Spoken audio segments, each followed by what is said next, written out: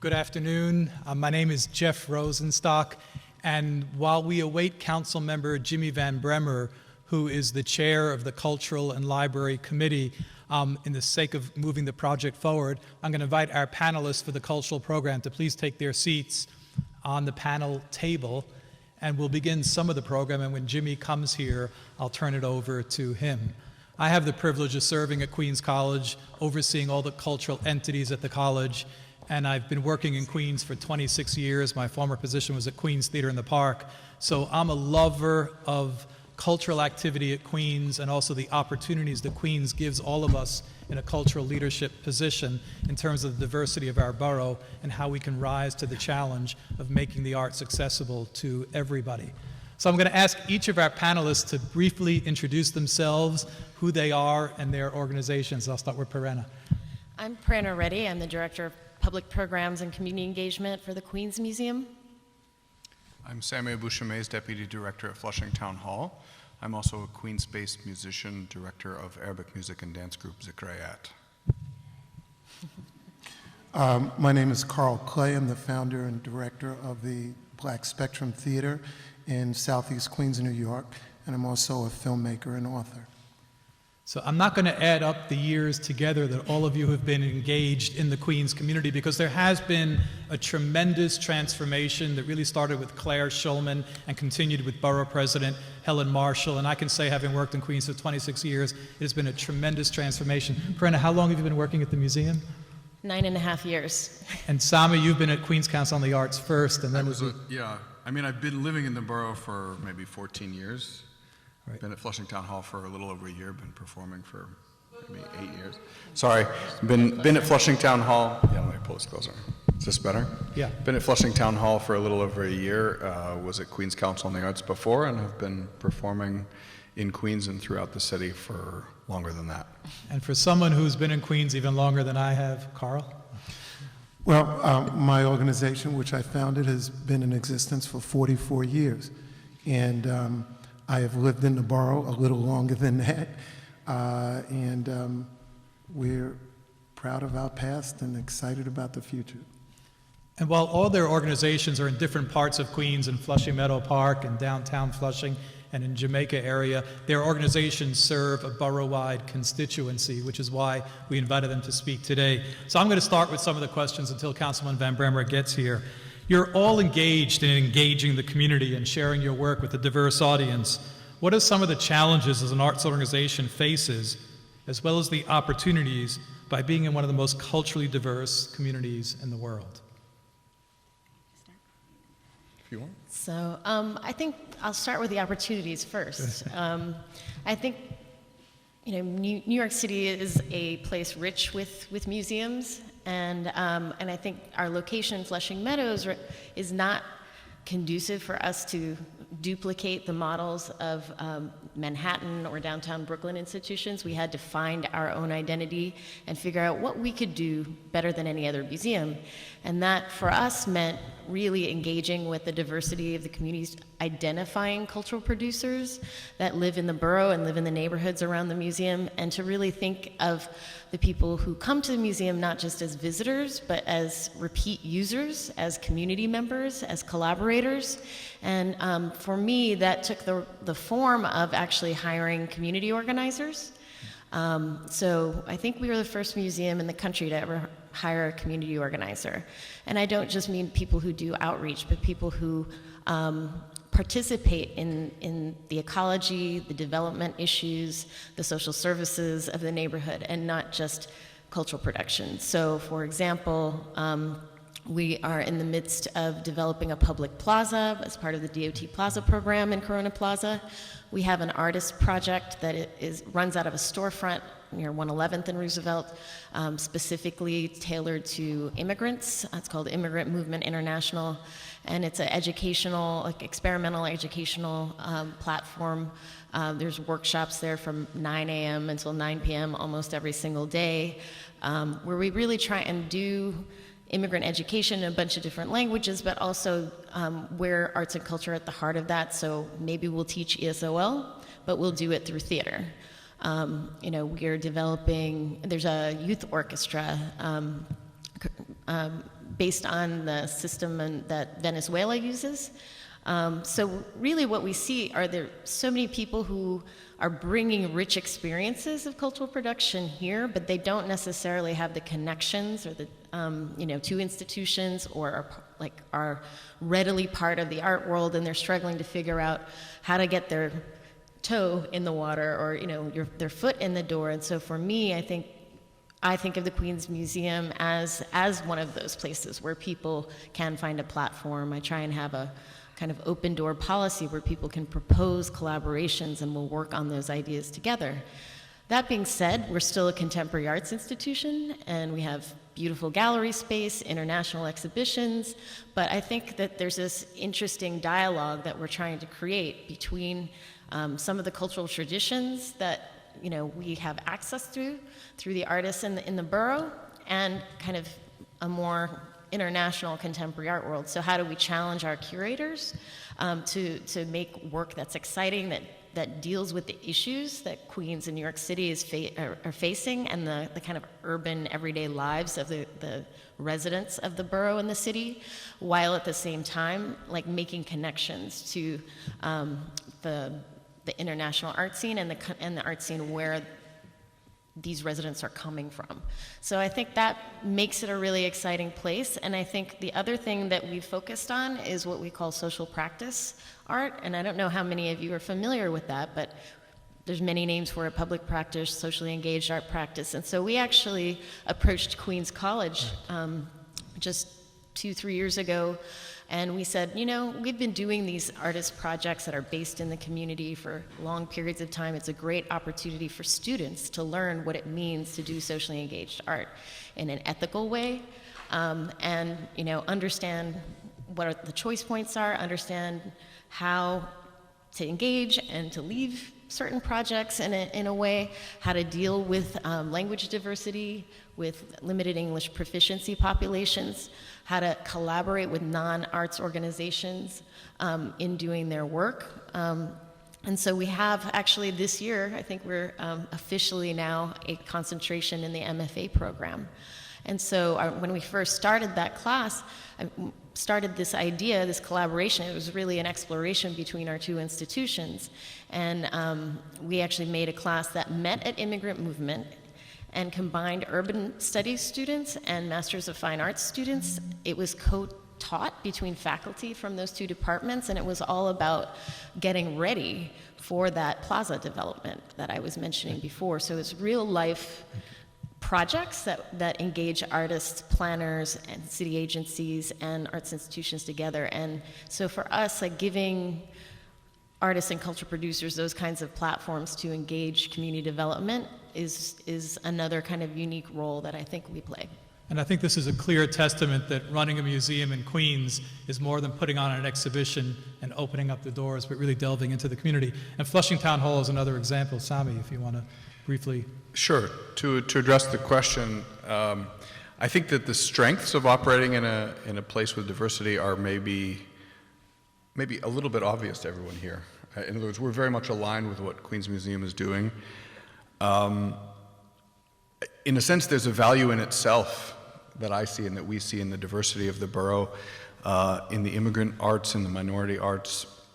Just that diversity is very rich. So I want to talk a little bit about the challenges, because there are a number of challenges. First of all, language is a big challenge. There are less than 200, more than 150, I'm not sure what the exact number is, languages spoken in the borough. And language is only the beginning of an entry barrier. It's the minimum to which you need to enter different communities. We at Flushing Town Hall, since we're in downtown Flushing, find that we really need to address the Chinese and the Korean communities that are local to us. And in order to do so, we've developed Chinese and Korean outreach committees with staff members in place who are native speakers of both Chinese and Korean, who have collected members from the communities as a way to develop programming, and also as a way to, obviously, you get down to the nitty-gritty of translating press releases and so on and so forth. So there's language issues, and again, when we have staff members who speak Chinese and Korean and Spanish, and for me, Arabic, and we have some, it's like piece by piece. Based on our staff capacity, we try to reach as many communities as we can. And when communities have artists that speak English, obviously we can bring in people from other communities, but that's an initial challenge that's then even smaller than the bigger challenge of it's not just about talking to these communities, but really getting into them and finding ways to engage them. And one of the other challenges really around that I would draw your attention to is really the challenge of fundraising and development in these communities. And there's a lot of wealth in some of the immigrant communities in Queens, especially in downtown Flushing. But that doesn't necessarily mean that there is the same perception of giving to nonprofits, and especially giving to the arts. We recently hosted a delegation from China of nonprofit arts leaders who were brought around to the city by the New York Foundation for the Arts, and they receive 100% of their funding from the government. So when telling them how is it that we have to make up our funding stream, which is partial funding from the New York City Department of Cultural Affairs, some money from earned income and some money from donors, they didn't understand that picture. And I think with a lot of the immigrants, there's not the same perception of the way the nonprofit community works, which means that although there's tremendous diversity in the artists and in the communities served, there's not as much diversity in the funding streams. And then on the flip side of that, one of the things to pick up on sort of the aspirational side of Queens, I think there's a sense in a lot of the immigrant communities of aspiration to Manhattan. Aspiration in the sense of wanting to succeed in the big times, and Queens is like the stepping stone to get to Manhattan. And you see that in culture, in another way to talk about the communities that are very specific to us in downtown Flushing. There's a lot of emphasis in the Korean and Chinese and other Asian communities towards learning Western classical music, for example, rather than a focus on their own traditions, many of which have been brought over. So I think there's the feeling among many immigrant groups that the goal isn't necessarily to celebrate their own culture, although they're happy to do so when institutions like Queens Museum and Queens College and many institutions do make a significant effort in this borough to celebrate diverse culture. But I don't feel yet that there is an overwhelming sense of self-celebration among the immigrant communities here in Queens. And at the same token, there's a certain self-segregation. So we find that one immigrant group won't come to the programs of another immigrant group. So it's like everyone's looking towards Manhattan rather than looking at the richness that's here.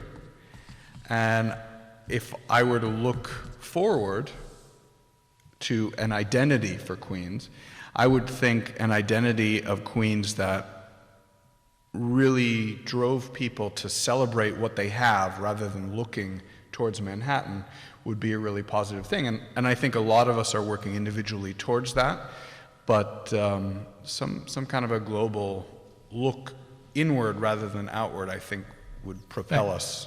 Thanks. And Carl's got something different. He is the only black theater company in a borough that has a population of over 400,000 African American and Caribbean members, and also is one of the few theaters that actually makes plays in Queens today. So Carl, go ahead. Well, I think this issue of challenge and opportunity at the same time, I want to address that. Our theater pretty much started from the premise that we were asked back in the mid-'70s about taking our theater, after having some successful plays that did very well, to take it to Jamaica Avenue. And this precedes the development of downtown Jamaica. And we thought about it and we resisted that from the beginning because we wanted to build our theater in the model of a community theater in that respect. For us, the kind of Jamaica corridor for us was a kind of a taking away from those folks who were kind of like down the block, who were part of the block association, who were part of the school population, the mothers, the fathers, the senior citizen centers. We wanted to develop our theater around that aspect of the community. So we decided to set up shop on Linden Boulevard in St. Albans, Queens, and that literally became our incubation spot for us to do a lot of the things that we believe were important, not only just doing theater, but making the theater a part of the fabric of the community, taking up those issues that at that time had to do with everything from teen pregnancy to male responsibility in teen pregnancy, and what do you do if you get stopped by the police. Those became some of the additional elements that were a part of bringing relevancy to theater. For us, theater has not only been a way to entertain people, but also to educate and to help to change the nature of the community and raise the level of issues that might be important to the community. Over the years, we moved from a small drugstore that I used to work in as a high school student that was abandoned in our community to a park facility. And that period of development, I think, was very important in terms of watching some of the things that our panelists here have brought up about this issue of diversity in the community. Our community started out primarily as an African-American community. It's grown into a African American, Caribbean, Haitian, East Indian community that is vibrant.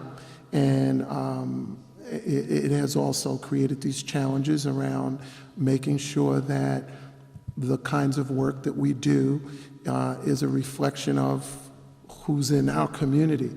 It's a little deeper than that, though, and I think that what has already been said about this idea of trying to make sure that it is not a matter of co-opting the communities, but engaging communities around and populations around within our community so that they are engaged in the process of how it is that we develop, I think is the biggest challenge. What will a theater like ours look like in the next 10, 15, 20 years? I have a lot of ideas about that, but I think currently one of the other challenges that we have is this aging population. Most of our audiences, and we reach out and service about 25,000 people a year who come through our doors. They are aging. And so the question of transportation that was brought up here earlier today, the question of making sure that the materials and the outreach for the kinds of themes that are important for that population are still done, while also dealing with up-and-coming generations who seem to be more engaged in some of the video games and computer experiences. So that's a ever-growing challenge, I think, for all of us. That is a challenge, and at this moment, I'm going to be glad to introduce our City Council member, Jimmy Van Bremer, and bring him up. And while I'm asking him to come up, Queens Libraries is probably the best library system in the country, maybe the world, Jimmy. And Jimmy played a very strong part in it, and we've created an identity, and we have something really significant and of value, as our cultural institutions are, but we still need to build their visibility and their credibility. So I'm going to ask Councilmember Van Bremer to come up, but at the same time, just to be honest, to show of hands, how many of you ever been to the Queens Museum of Art? Honestly, great. Wow. How This many is a of you have special been room. Thank to you. Flushing Town Hall? Awesome. And how many have been to the Black Spectrum Theater? Okay, we've got work to do. Jimmy, I'll let you take it over from here. I've been there.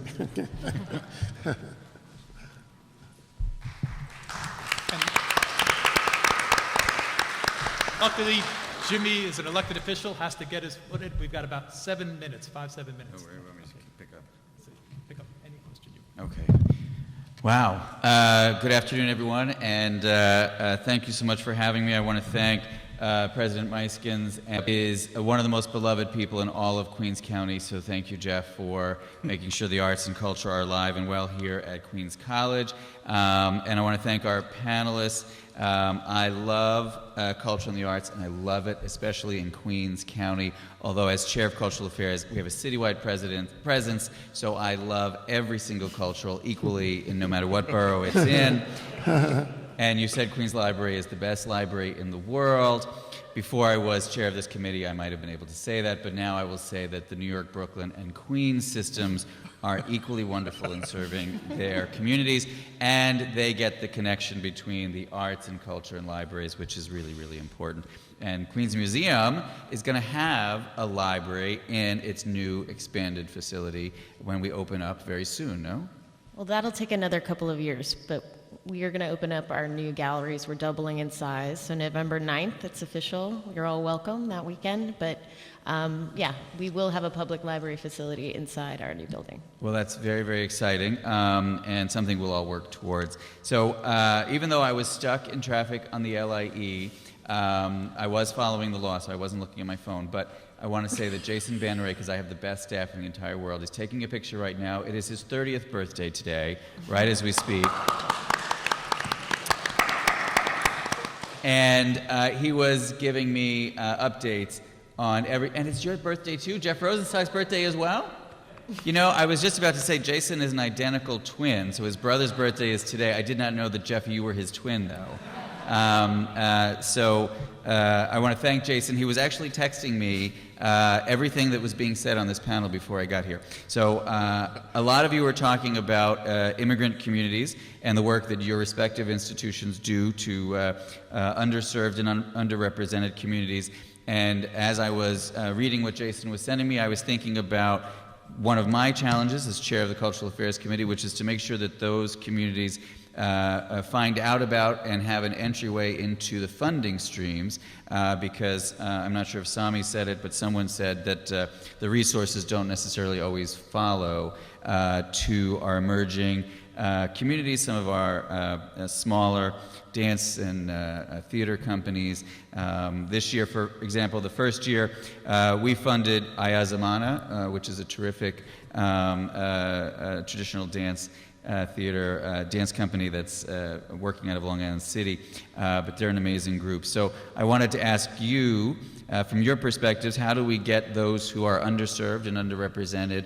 How do we let them know about the funding streams? How do we get them engaged? How do we change the conversation to make sure that resources are flowing to the folks who are very, very much so creating the art that we want to showcase in Queens?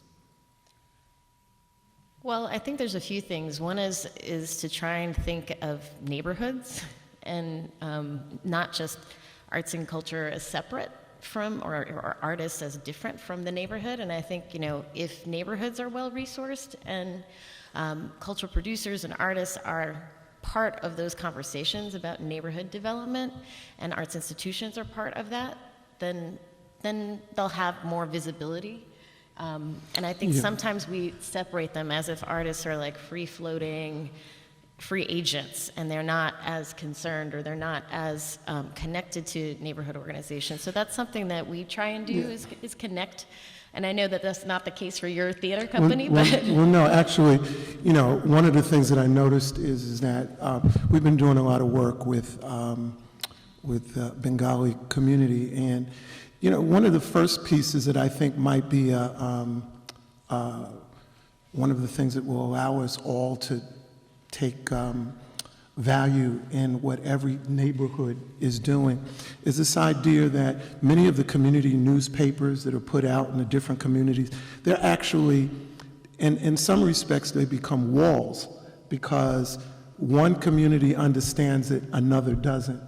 And so this idea of printing English with every newspaper that goes out for the different communities so that everybody is on the same page and understands what's going on in another neighborhood is one of the ways, I think, in which you bring in people who are who really just don't get it about another neighborhood.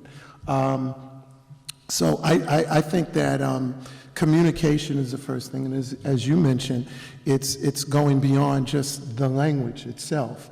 It's going deeper into, as you said, neighborhood. And so I think some of those kinds of things, that communication barrier needs to really be developed and a little stronger for everybody in that respect.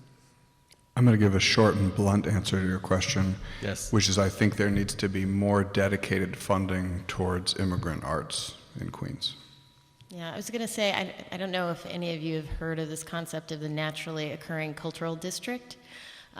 It's, you know, it's hard to say that it's different than Lincoln Center. That's not naturally occurring. But that doesn't mean there are not a whole lot of people doing a lot of work, you know, to create a cultural vibrancy in their neighborhoods. But the idea, places like East Harlem, South Bronx, Flushing, Corona, like Fourth Arts Block on the Lower East Side. And if you look at the gentrification of the Lower East Side, but you still see Fourth Arts Block within that holding down like 150 different arts organizations who have who serve the community and who serve the diversity of the community and bring people from outside of the community back. And I feel like we need to understand that arts and cultural institutions can play this kind of anchor that reminds neighborhoods of who they are and who used to live there, and also provide opportunities for newcomers to connect to them.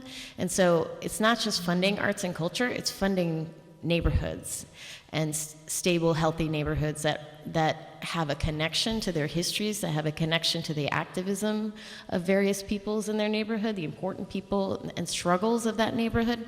And so when you fund arts and cultural organizations, you're funding cultural memory of places, and and also economic development, because artists also are, you know, produce things. We purchase things, we bring money into neighborhoods.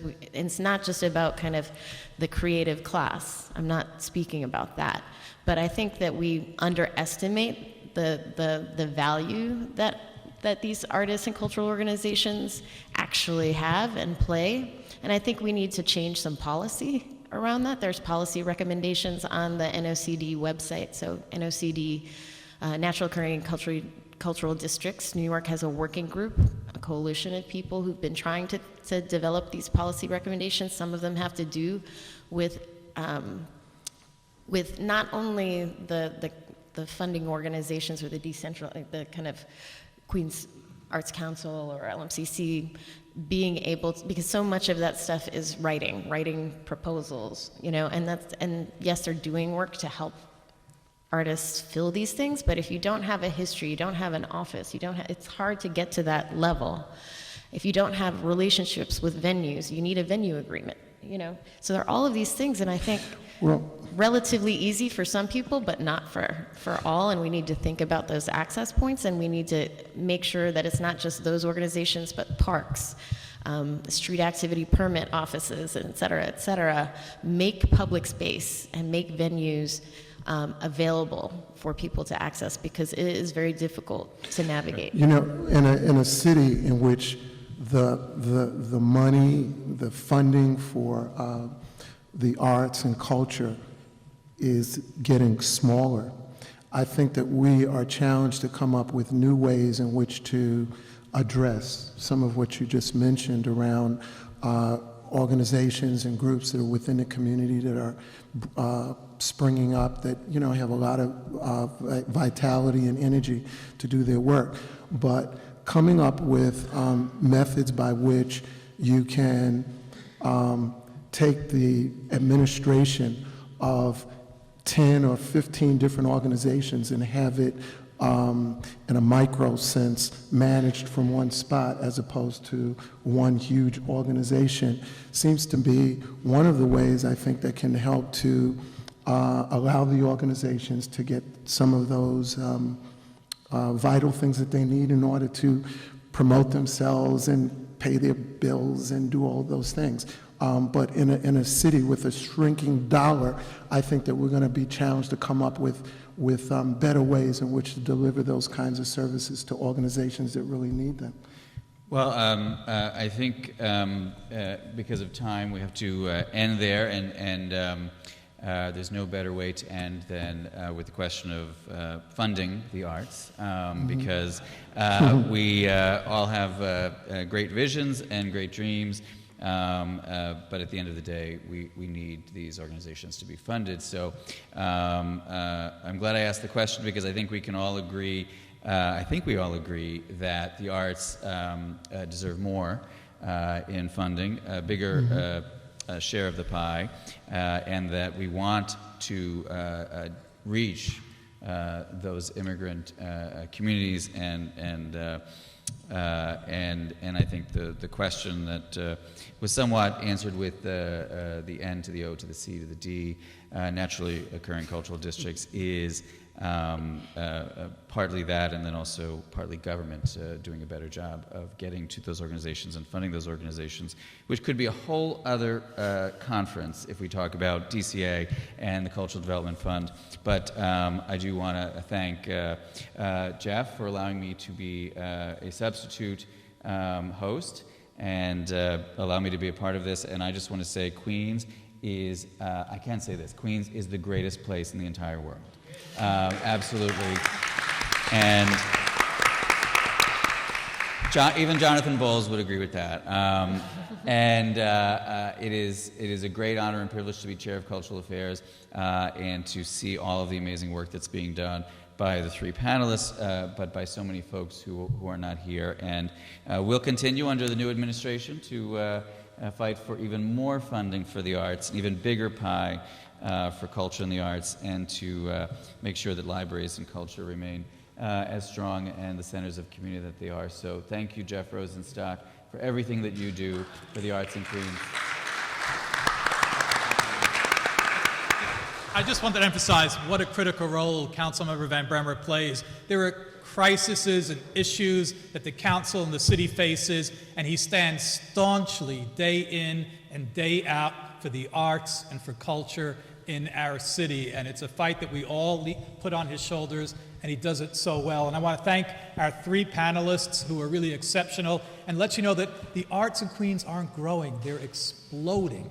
They are exploding. We want you to all be part of that process. So I thank the three of you for representing the arts today. Thank you. Thank you.